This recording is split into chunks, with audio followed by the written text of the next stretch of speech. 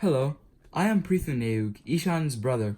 Today I will be reading an excerpt out of the book Journey, an illustrated history of travel. Ocean to Ocean. The completion of America's first transcontinental railroad was a landmark not just in transportation, but in nation building itself. The United States had been quick to grasp the benefits of the railroad. Even so, in 1860, 30 years later, after the first lines had been laid, the only way to get from one coast to the other was still either by wagon or to sail around South America. To remedy this, in 1862, President Abraham Lincoln signed the Pacific Railroad Act. The legislation granted financial subsidies and land rights to railway companies in order to construct a continuous transcontinental railroad between the eastern side of Missouri at Council Bluffs, Iowa, to the Sacramento River in California. In the West, 4 businessmen came together to back Theodore Judah's Central Pacific Railroad Company, which had won the contract to build the line out of California.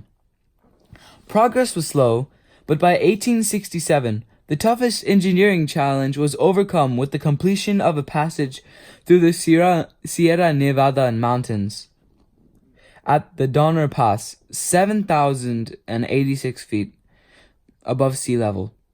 In the east, work was delayed by the ongoing Civil War, but this ended in 1865. The Union Pacific Railroad Company, which held the contract for that end of the line, was boosted by the addition of ex-soldiers and freed slaves to its army of railway builders. To build the railroad, an advance party surveyed the route.